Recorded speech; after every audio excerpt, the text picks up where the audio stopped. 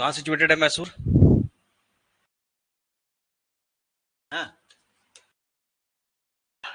Between western and eastern घाट। डेक्कन में हो गया, हाँ, है ना? इन डेक्कन प्लेटू,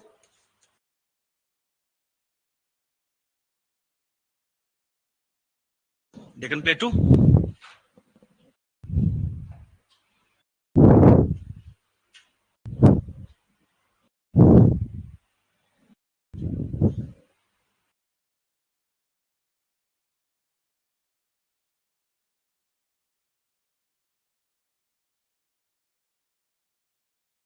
थोड़ा शॉर्टकट हो गया था।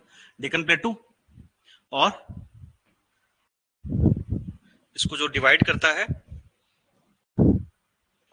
वो है रिवर कावेरी।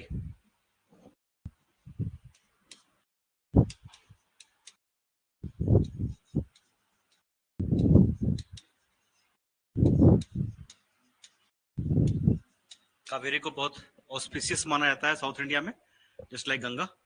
ठीक है, तो कावेरी रिवर जो है इसको डिवाइड कर रहा है और ये ईस्टर्न और वेस्टर्न घाट के बीच में सिचुएटेड है, तो एक प्लेटू है। ठीक है, इसकी कहानी कब शुरू होती है? इसकी कहानी शुरू होती है विजयनगर एम्पायर से, लेकिन ये एक्चुअल में शुरुआत होती है 1565 में। एक ये लड़ाई होती है, इसको कहते हैं द वार ऑफ राक्षस तगड़ी। राक्षस तगड़ी, तगड़ी और राक्षस दो विलेजेस होते हैं जिनके बीच में लड़ाई होती है। ये 1565 में हुआ था, जिसमें क्या हुआ था? Decline of Vijayanagar.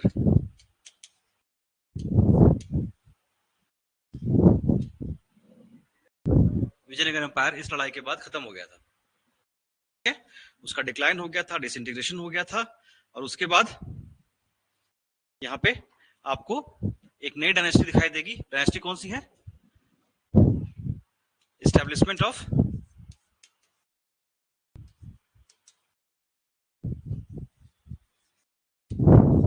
Wodeyar dynasty. Wodeyar dynasty.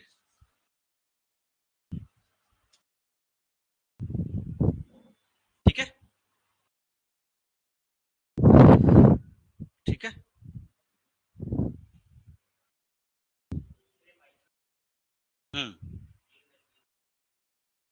ये डायनेस्टी जो मैसूर आपको टेरिटरी दिख रही है वहीं पे इसका रूल था, वोदेयर डायनेस्टी का।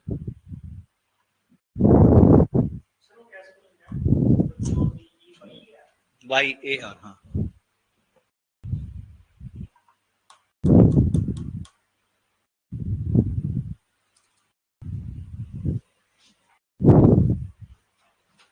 ठीक है, और 18th सेंचुरी आते आते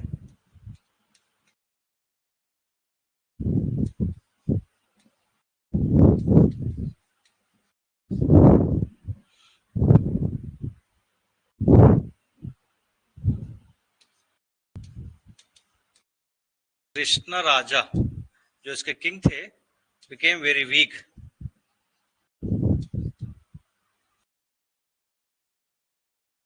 ये काफी कमजोर हो गए and came under control of 2 ministers, Nanjaraj Nanjaraj और देवराज।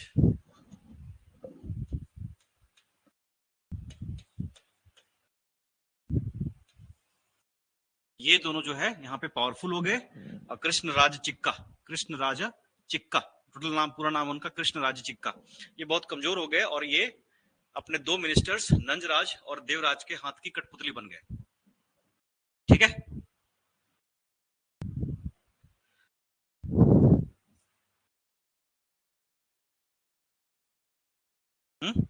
नहीं, उस समय तक मुगल्स तो खुद भी थोड़े से वीक होते गए ना, और उसके बाद ultimately Haidar Ali came into scene. और इन दोनों से जब इनमें से एक की डेथ हो जाती है नंजराज की, तो देवराज से जो पावर है वो हैदर अली अपने पास लेके एक नया एम्पायर स्टैब्लिश करते हैं, जिसको हम यहाँ पे समझेंगे। तो एक्चुअल में ये वोदेर डायनेस्टी थी जिससे हैदर अली ने पावर छीन के अपने हाथ में कंट्रोल ले लिया था। तो legally he was not the real heir of the crown, लेकिन अपने पावर और अपनी काबिलियत के दम पे हैदर अली ने ये पावर अपने हाथ में ले ली थी। हैदर अली एक सोल्जर था, दिंदी गुल का गवर्नर बन गया था बाद में अपनी बहादुरी से। अनपढ़ था वैसे, लेकिन बहुत बहादुर था और बहुत शार्प था। कैलकुलेशन बहुत स्ट्रांग होती है ऐसे लोगों की, जो एक्सपीरियंस के बेसिस पे, नॉलेज के बेसिस पे यहाँ तक पहुंचे थे।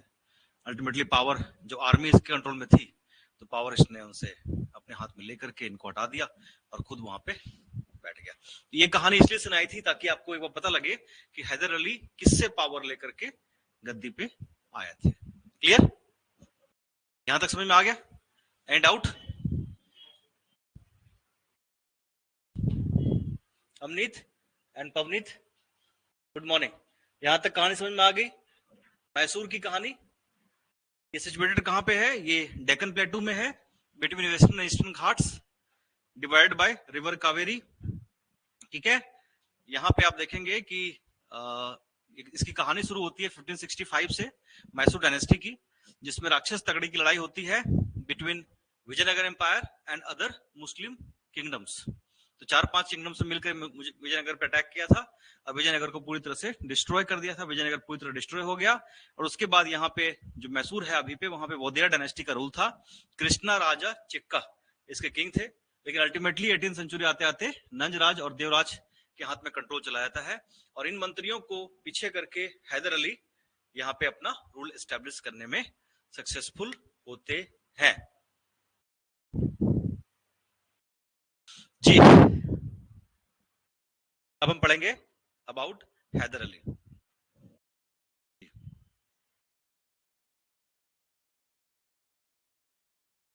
आइडिया हैदर अली कौन थे? पढ़ा है इनके बारे में?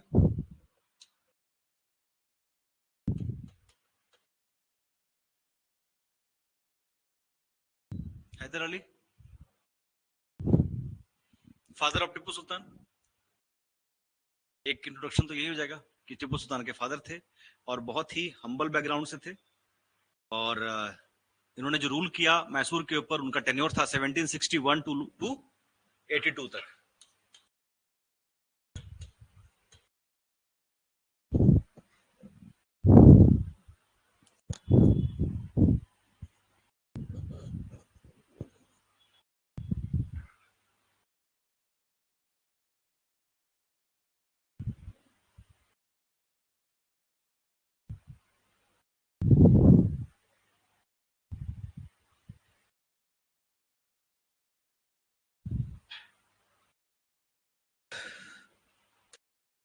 He was a brilliant commander.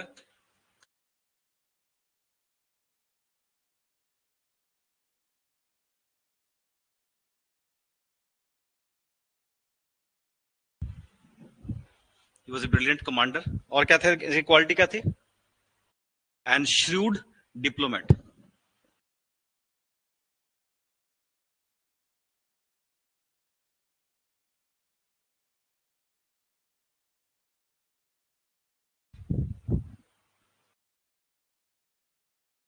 He started his career as a petty officer.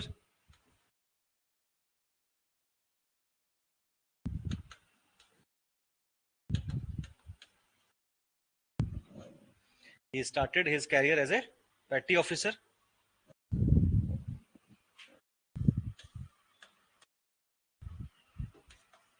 Petty officer in Mysore army. एक बहुत छोटे ऑफिसर के रूप में अपना कैरियर उन्होंने मैसूर आर्मी में शुरू किया।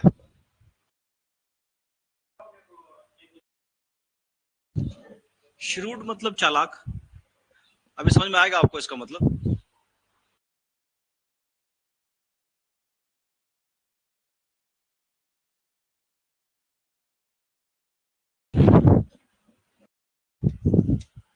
ठीक है, taken the opportunity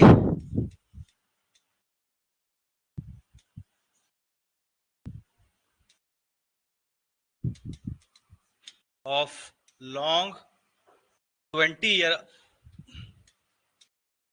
years war,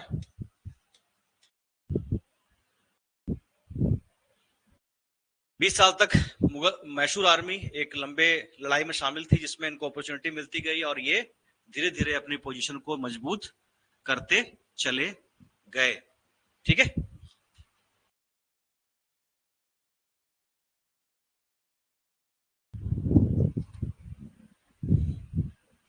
applied western military training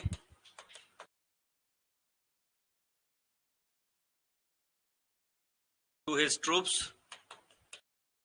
जो भी उनके अंडर ट्रूप्स थे उनको वेस्टर्न मिलिट्री ट्रेनिंग इन्होंने प्रोवाइड की और उससे इनकी पावर और ज्यादा बढ़ती चली गई। Modern arsenal, established modern Arsenal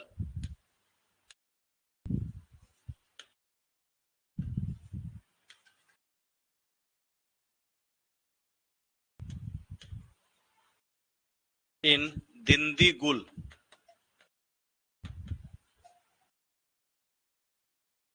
दिंदीगुल जगह का नाम है, आर्सनल मतलब फैक्ट्री है ना, आधुनिक हथियार बनाने की factory.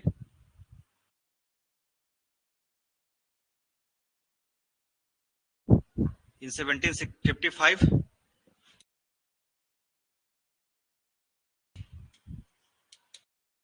with the help of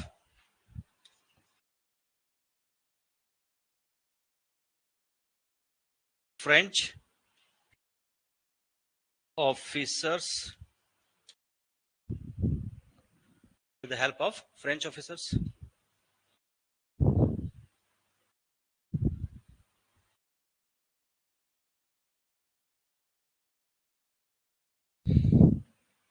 ठीक है, यहां तक की कहानी समझ में आ गई। अब इनके पास अपनी आर्मी यूनिट है, अपना हथियार बनाने का सामान है, हथियार है, ठीक है, और एक पोजीशन पे आ चुके हैं। अब इनके पास पैसा वैसा भी है। अब इन्होंने क्या किया, 1761 में क्या किया, ओवरथ्रो नंजराज।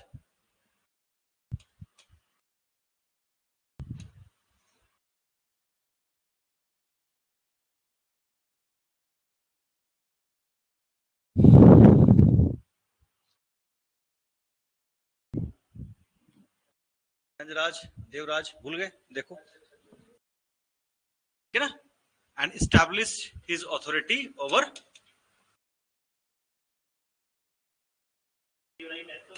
हाँ, बाद ही ये किया ना, ओवर मैसूर, यानी कि मैसूर पे अपना रूल एस्टेब्लिश करने से पहले इन्होंने क्या किया, अपने आप को पावरफुल करना शुरू किया। पहले अच्छी पोजीशन तक पहुंचे, उसके बाद ट्रेनिंग दिया अपने लोगों को, आर्सनल एस्टेब्लिश किया, फ्रेंच लोगों का सपोर्ट लिया, और उसके बाद फिर इन्होंने जब देखा कि नंजराज के खिलाफ काफी लोगों में डिससेटिस्फैक्शन है ना, लोग उससे सेटिस्फाइड नहीं है, उसको हटा के खुद गद्दी पे बैठ गए। ठीक है, यहां तक समझ में आ गया, क्लियर। हैदर अली का कैरियर समझ में आ गया, ठीक है। नेक्स्ट पढ़ेंगे हैदर अली के कुछ work.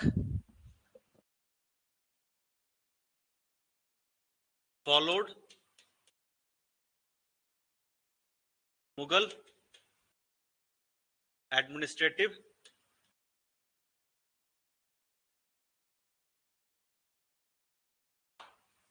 And revenue system.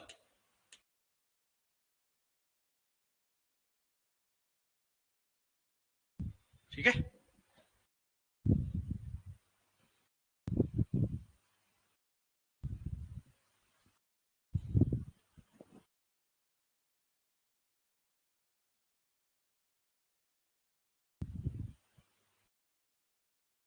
Next, practised religious tolerance.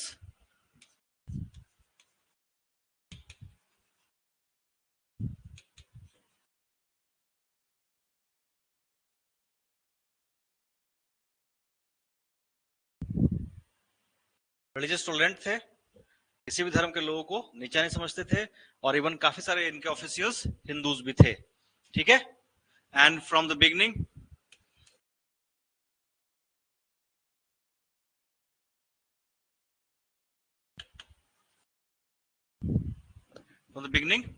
he was in war with Maratha, Nizam and British.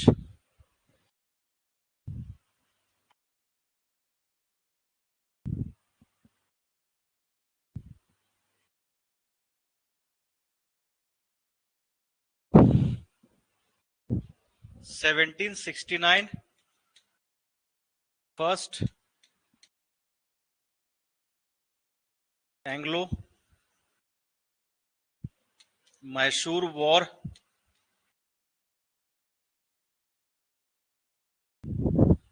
he defeated Britishers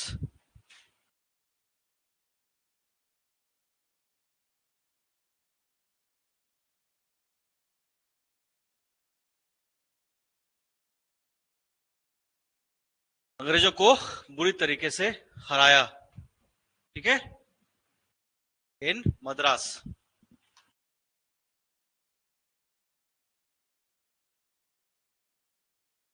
समझ में आया?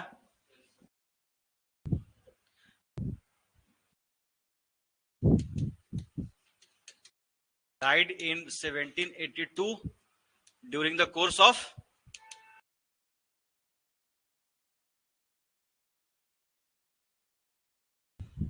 second Anglo Mysore war। Cancer हो गया था इनको, फोड़ा हो गया था, ठीक नहीं हुआ, ultimately he died during the second Anglo Mysore war and succeeded by Tipu सुल्तान।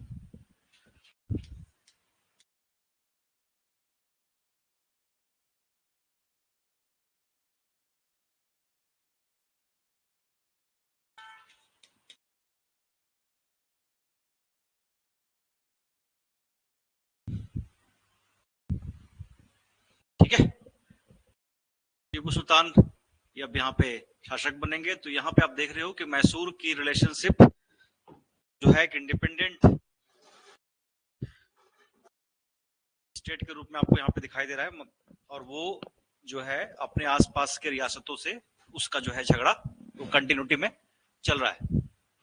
यानी कि मैसूर मराठों के साथ भी लड़ रहा है, निजाम के साथ भी लड़ रहा है, और वो ब्रिटिशर्स के साथ भी लड़ रहा है, क्योंकि उसकी जो रिलेशनशिप थे फ्रेंच के साथ ज्यादा बेटर थे।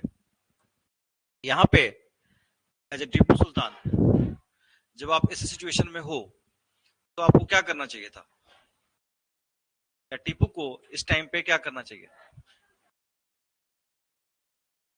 मान लीजिए आप टीपू सुल्तान है, अभी आपको गद्दी मिली ही है और आप लड़ाई के मैदान में, अभी सेकेंड एंग्लो मैसूर वॉर चल रहा है, जिसमें जनरल आयरकूट एक बार हैदर अली को हरा चुके हैं। हालांकि दोनों ही आर्मीज आपस में एक दूसरे के बराबरी का टक्कर दे रही हैं, ठीक है। ऐसे सिचुएशन में आपको क्या करना चाहिए? आप एक तरफ अंग्रेजों से लड़ रहे हैं, दूसरी तरफ आपके मराठों के साथ भी रिलेशन अच्छे नहीं है, तीसरा निजाम अपने फायदे के लिए कभी भी पाला पलट सकता है। अब आप क्या करेंगे? अगर यहाँ पे मराठों का रिलेशन अंग्रेजों से अच्छा हो गया तो आपके लिए बड़ा खतरनाक हो जाएगा। आप समझ रहे हैं ट्रायंगल? आप बिल्कुल ऐसे सिचुएशन में हो कि थोड़ी सी गलती आपके लिए सुसाइडल हो सकती है, क्या करोगे?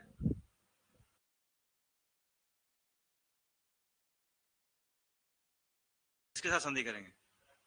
मराठा बोलेंगे मेरे जो टेरिटरी आपने लिया हुआ है, जो कब्जा किया हुआ है बहुत पहले हैदर अली ने, वापस करो।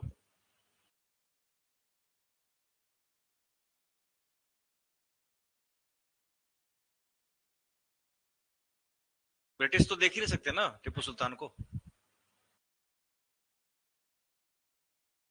ब्रिटिशर्स तो पसंद ही नहीं कर रहे थे, क्योंकि ब्रिटिशर्स को अच्छे से पता था कि टीपू सुल्तान जो है वो फ्रेंच गवर्नमेंट के साथ रिलेशन बनाने के चक्कर में है, वो जैकोबियन क्लब ज्वाइन कर रहा है, वो नेपोलियन को यहाँ इनवाइट करने की कोशिश कर रहा है, वो उससे हेल्प मांग रहा है, तो ब्रिटिश क्यों करेंगे आपके एक्टिविटी।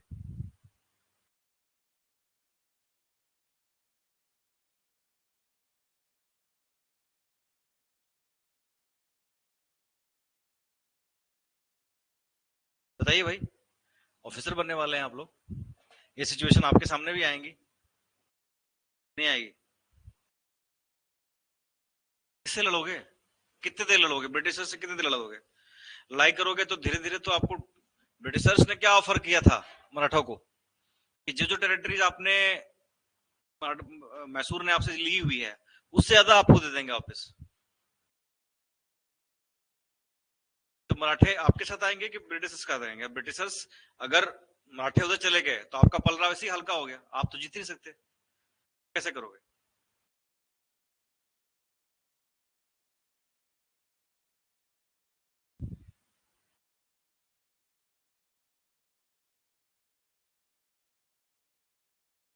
दोगे हिस्ट्री का फायदा क्या है, आप बताओ मुझे। क्रॉसवर्ड,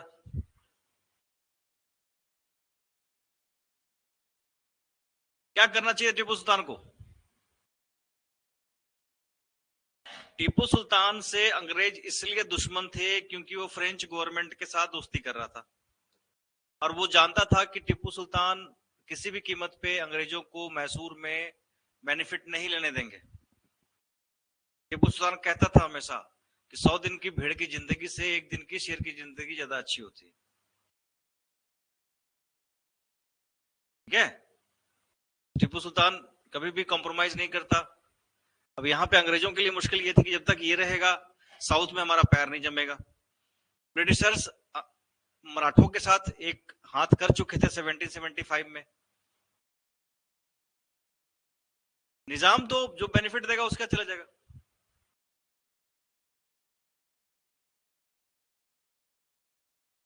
निजाम टीपू सुल्तान को हाई स्टेचर का नहीं मानता था,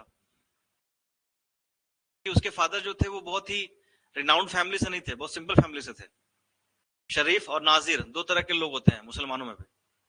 शरीफ मतलब हाई स्टेचर का, हाई क्लास का, नाजिर मतलब नीचे वाले तबके का।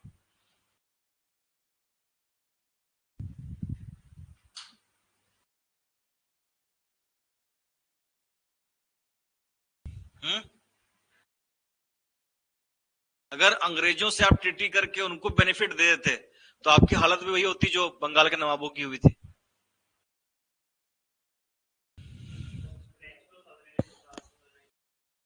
फ्रेंच यहां तक आके कमजोर हो चुके थे ऑलरेडी, आप उनसे टेक्निक ले सकते थे, उनसे आर्मी ट्रेनिंग ले सकते थे, लेकिन वो आपको आर्मी के रूप में तो हेल्प नहीं कर सकते थे।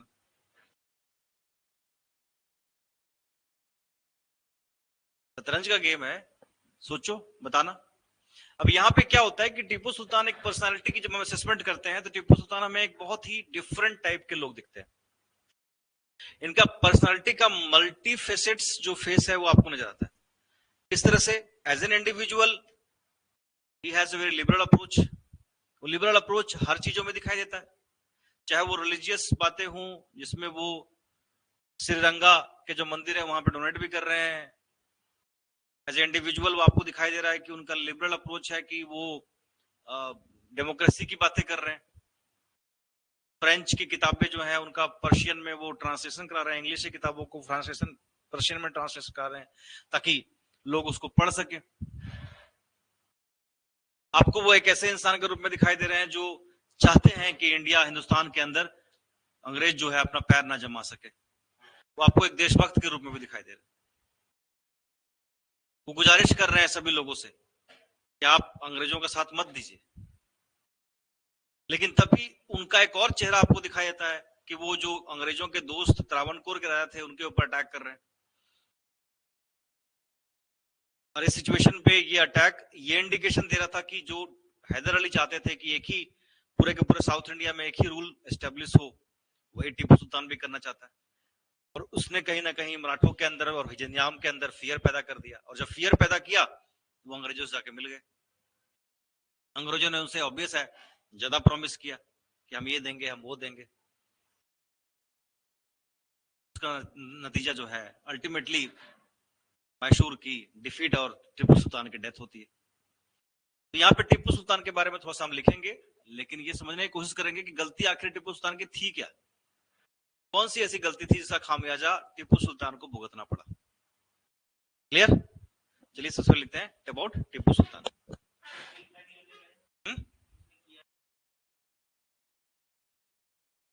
आप सोच के बताना।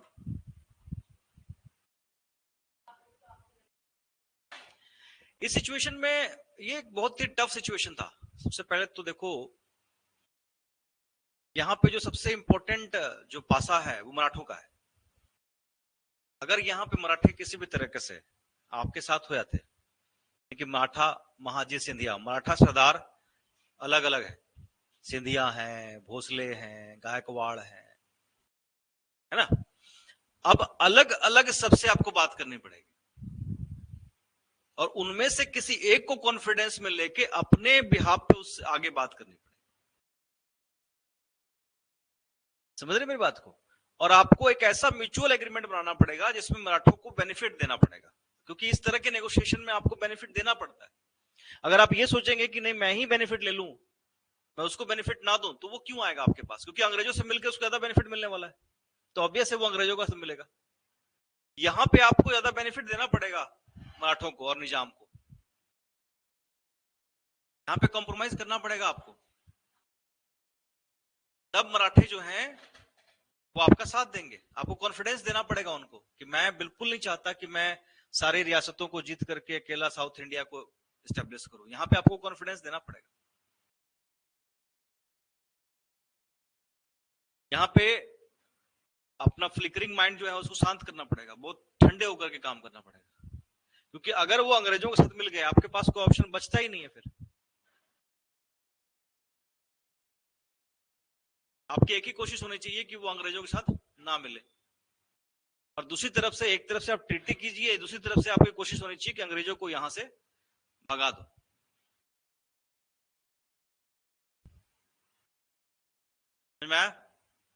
जैसा हैदर अली ने किया। हैदर अली ने क्या किया आप ये देखिए, जब तक हैदर अली जिंदा रहे अंग्रेजों की मदद ना तो निजाम ने की ना ही मराठों ने की। Because he was a shrewd diplomat, चालाक राजनीतिज्ञ थे। में आया बात? थे तो वो भी, देखो ना आप, जो सिचुएशन टिप्पू की थी वही सिचुएशन हैदर अली की भी थी, लेकिन हैदर अली ने मैनेज कर लिया, मैनेजमेंट स्किल ज्यादा इंप्रूव थी उसकी। यहाँ पे टिप्पू सुल्तान उससे फेल होते हुए दिखाई दे रहे हैं आपको, क्योंकि टिप्पू सुल्तान पर्सनल हीरोइज्म की तरफ ज्यादा जा रहे हैं। हैदर अली कहीं ना कहीं कॉमन चीजों की तरफ उनको लेके आ रहे हैं, और उसमें सक्सेसफुल भी रहे, ताउम्र रहे। उनकी डेथ के बाद ही जो हुआ सो हुआ, उससे पहले कुछ नहीं हुआ। यही चीज थी जिसको कंटिन्यू करना चाहिए था टिप्पू सुल्तान को, लेकिन टिप्पू सुल्तान इस चीज में नाकामयाब होते हुए आपको दिखाई देते हैं, और सारी क्वालिटीज होने के बावजूद भी इतिहास में वो मुकाम हासिल नहीं कर पाया जिनको डिजर्व करते थे। यानी आपके पास टैलेंट है भी, तब भी आप उस मुकाम तक नहीं पहुंच पाओगे अगर आपके पास वो मैनेजमेंट स्किल नहीं है। तो टैलेंट के साथ साथ आपके अंदर वो मैनेजमेंट स्किल भी होनी चाहिए। क्लियर? तो मैं तो यही करता। ठीक है? And Rome was not built in a day. आप एकदम से कोई चेंज नहीं ला सकते, इट टेक्स टाइम। चलिए अब करते हैं हम लोग टीपू सुल्तान। टाइम क्या था इनका? 1782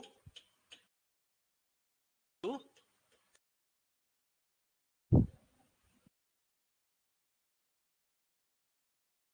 99 में क्या हुआ था? फोर्थ एंग्लो मैसूर वॉर, जिसमें अपने किले के दरवाजे पर लड़ते हुए ये मारे गए थे।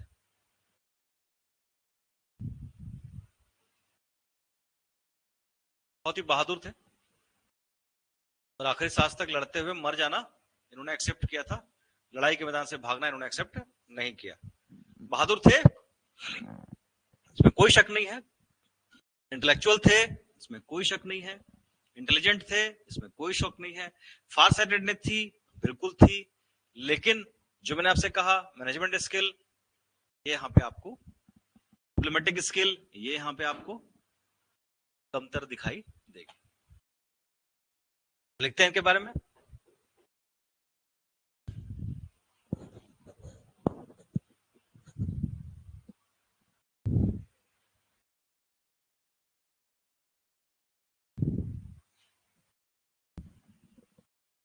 considered as most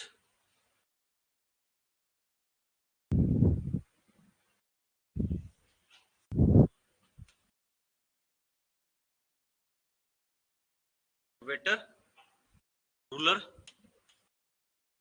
of 18th century।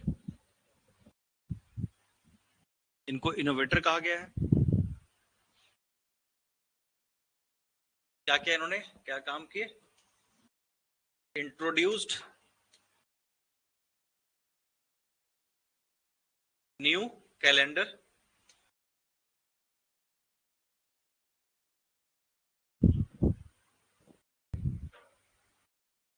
New system of coinage,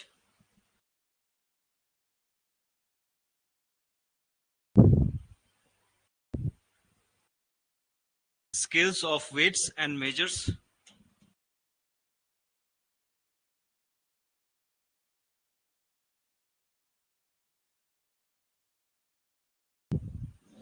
and measures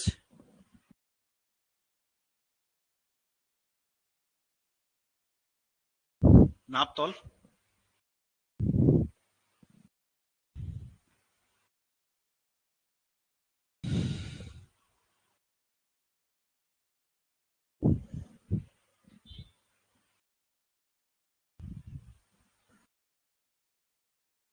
showed keen interest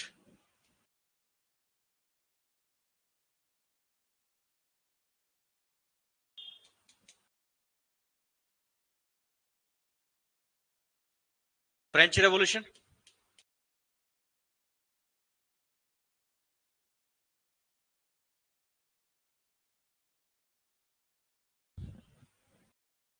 French revolution implanted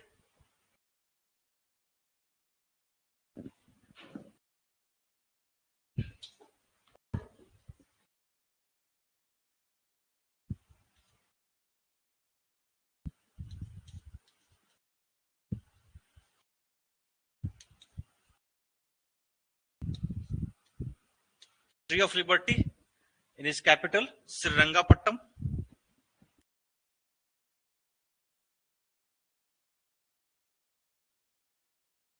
his capital Srirangapattam।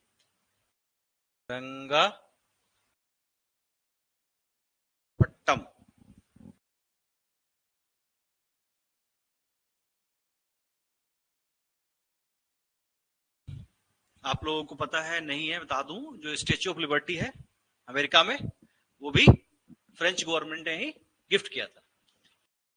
कि जो लिबर्टी का कंसेप्ट है, इक्वलिटी, लिबर्टी, फ्रेटर्निटी, ये फ्रांस का ही है, फ्रेंच रेवोल्यूशन का ही एक हिस्सा है, जो हमारे भी कॉन्स्टिट्यूशन में 42nd अमेंडमेंट के बाद आया था। जी क्या रह गया?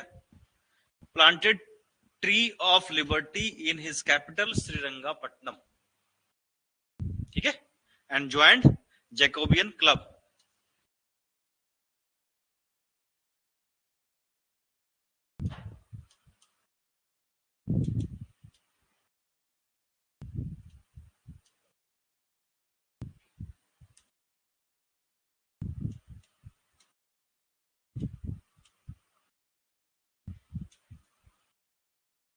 जब का दिमाग आपके हाथ से ज्यादा तेज चलना तो गड़बड़ हो जाती है।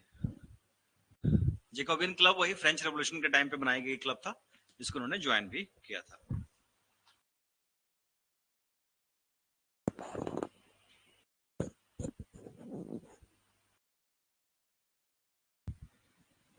ठीक है, नेक्स्ट, यहां तक लिख लिया सबने? Works,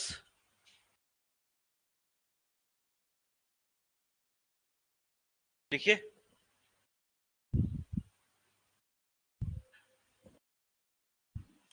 tried to give away the tradition of giving Jagir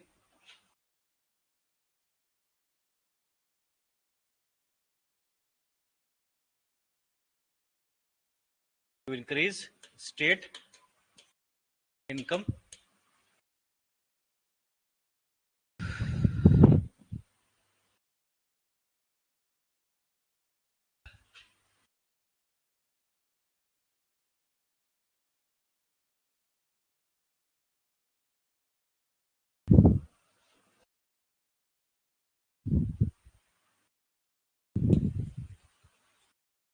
ended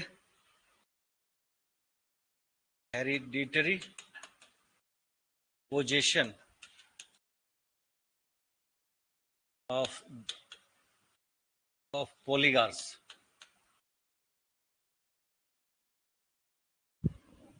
Poligar वहां के जमींदारों को पॉलीगार कहते थे, तो उनका हेरिटरी पोजीशन जो था उसको खत्म किया।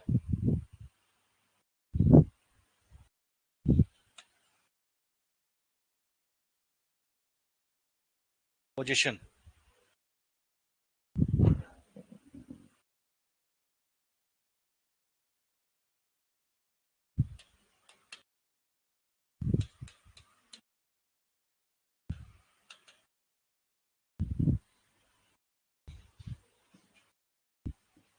कुछ का कुछ लिखा जाता है कई बार, POSSESSION। अरे पोजीशन करना, किसी चीज को एक्वायर करना, लेना, अपने पोजीशन में ले लिया। पॉलीगार्स, एलिमिनेट एंड एलिमिनेट, मैं अब स्लो कर देता हूं प्रोसेस को। एलिमिनेट इंटरमीडियरीज,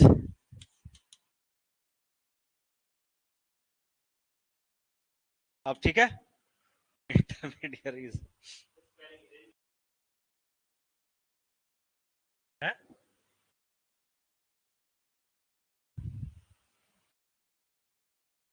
इंटरमीडियरीज नहीं, इंटरमीडियरीज होता है।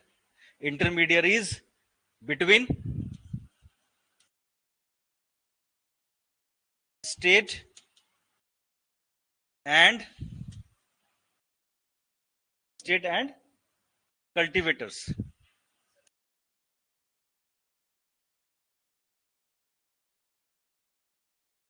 इंटरमीडियरीज होता है, ठीक है? और यहां पे आएगा बिटवीन स्टेट एंड कल्टीवेटर्स। वो कई बार फास्ट या तो सोचते वो कुछ लिख गया तो लिखा गया, अदरवाइज तो स्पेलिंग ठीक ही है, वही होगा जो मैं लिख रहा हूं, यही सही है, ठीक है?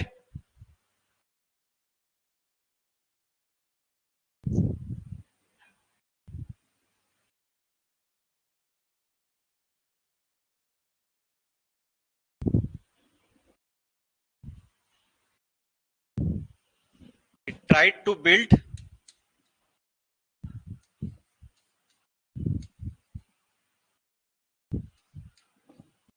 to build a modern navy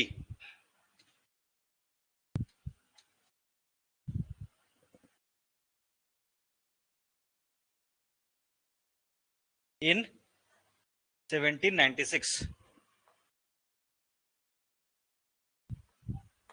काफी देर से ही सही, लेकिन कोशिश तो जरूर की इन्होंने। And establish 2 dockyards,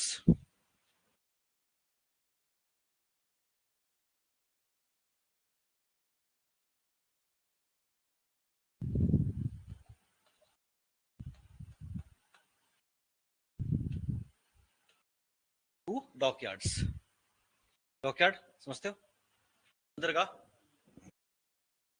port, dock, जहां पे डॉक लगाते हैं जहां पे शिप खड़ी करते हैं, ठीक है?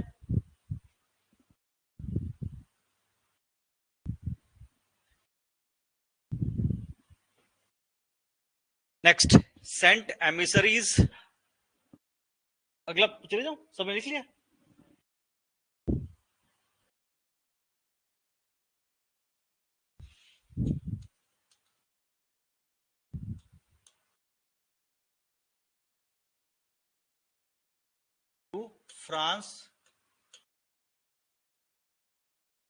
फ्रांस एमिसरीज मतलब एम्बेसी तरह, एक दूत भेजा वहां पे। फ्रांस, टर्की,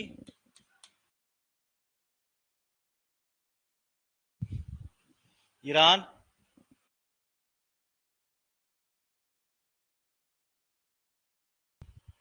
पेगू, पेगू किसे कहते हैं? बर्मा।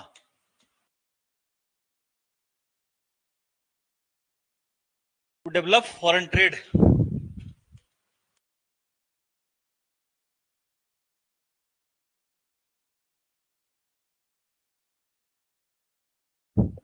यानी कि कोशिश क्या थी, ईस्ट इंडिया कंपनी की तरह ही ऐसे सिस्टम बनाना जिसमें हम भी दुनिया के हर जगह से व्यापार करें और हमारा इकोनॉमिक स्ट्रक्चर मजबूत हो और हम भी एक अच्छी स्ट्रॉन्ग आर्मी बना सके। ठीक है, try to set up trading company also.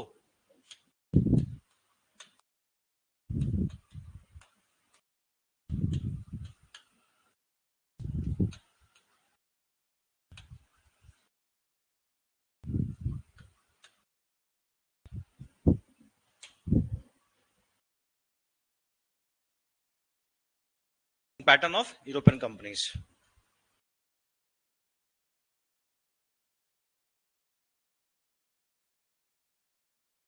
and tried to promote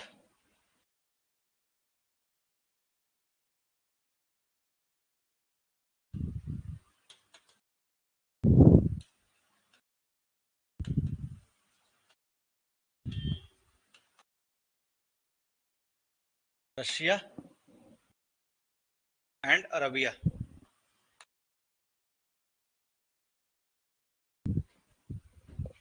ये पहले ऐसे आपको दिखाई देंगे रूलर 18th सेंचुरी में जो ट्रेड एंड कॉमर्स की इंपॉर्टेंस को समझ रहे हैं और जान रहे हैं कि इकोनॉमिक डेवलपमेंट से ही सभी डेवलपमेंट हो पाएगी। नेक्स्ट, gave money to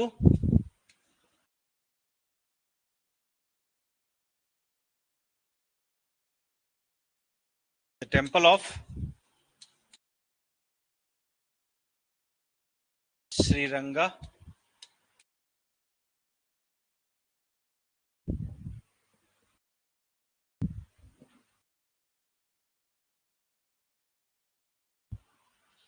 और श्रृंगेरी टेम्पल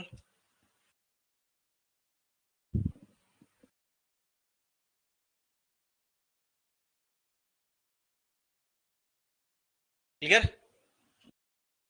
अल्टीमेटली इनके साथ काफी कुछ हुआ जो शायद से कारण रहा कि मराठे और निजाम हमेशा ही इनको शक की निगाह से देखते थे। आप एक चीज को समझो कि आपकी डेवलपमेंट भी कई बार आपके लिए खतरा बन जाती है। लोग कहते हैं ना कि छुपा के रखो, आप क्या कर रहे हो क्या नहीं कर रहे उसको छुपा के रखो। ऑब्वियस है, इन्होंने अपनी एक मजबूत आर्मी स्टैब्लिश की और काफी सारे नए इक्विपमेंट भी अपनी आर्मी को दिए। एक इक्विपमेंट था जिसको कहते हैं रॉकेट। तो आपको लगता है कि रॉकेट लॉन्चर अभी का मॉडर्न इक्विपमेंट है, तो उसे बहुत पहले टिप्पू सुल्तान यूज कर चुके थे। ये आज की तरह रॉकेट नहीं होता था, एक बड़ा सा करीबन 6 फुट का एक तलवार होता था जिसके दोनों तरफ धार होते थे, उसके ऊपर एक खोल बनाया जाता था जिसमें बारूद भरा जाता था। जो आज का रॉकेट नहीं होता जिसमें आप देखेंगे कि ऊपर का हिस्सा जो बारूद होता है, और उसको फिर आग लगाया जाता था। मतलब एक लाइन से करीबन 200-150 पीछे भी उसके पीछे भी लगातार, मतलब सीरीज में 200-300 लंबा और इतने सारे रॉकेट्स एक तरफ आपसे छोड़े गए, मान लो यहां से छोड़े गए ऐसे करके, दुश्मन सामने खड़ी है, आप सोचो कि तलवार घूमता हुआ जाएगा, नहीं। और जब जब वो नीचे गिरेगा तो तलवार गिरेगा, वो भी नुकसान करेगा, और जब वो नीचे गिरेगा तो ब्लास्ट भी करेगा, क्योंकि उसमें बारूद है, उसमें आग लगाया हुआ है, तो कितना ज्यादा नुकसान कर सकता है वो। तो इस तरह की नई नई टेक्निक जो है टीपू सुल्तान आपको यूज करते हुए दिखाई दे रहे हैं।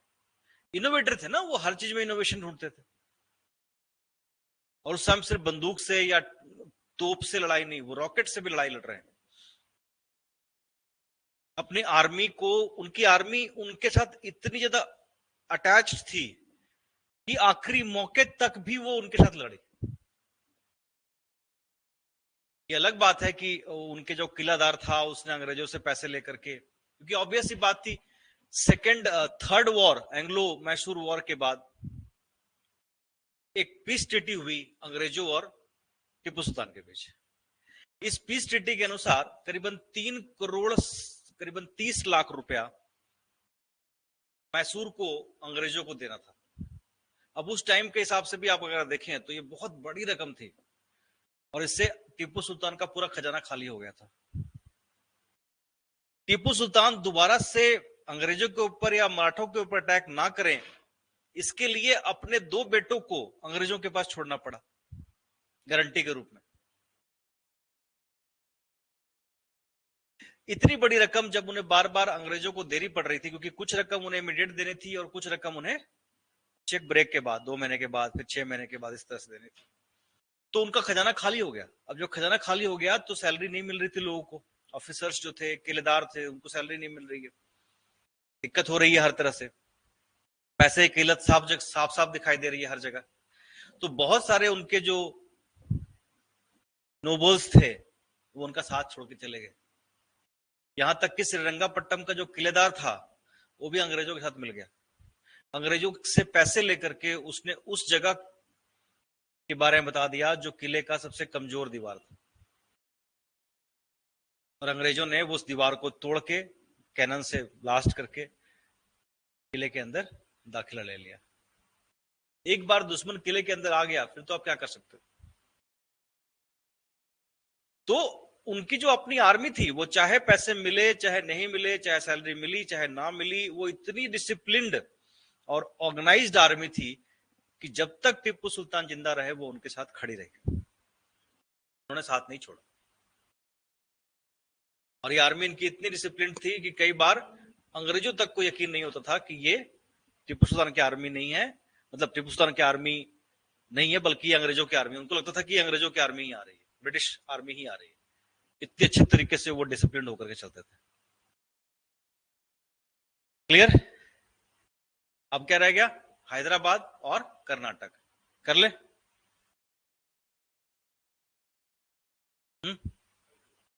हैदराबाद और कर्नाटक रह गया, उसके बाद फिर आ जाएगा conquest of India by British. ठीक है, थोड़ा सा पढ़ लीजिए इसको, नहीं तो समझ में नहीं आएगा, और समझ में आ भी गया तो याद नहीं रहेगा, क्योंकि ये चीजें थोड़ी सी इसमें से क्वेश्चंस बनते हैं और यूपीएससी पूछती भी है। ठीक है, चलिए, थैंक यू।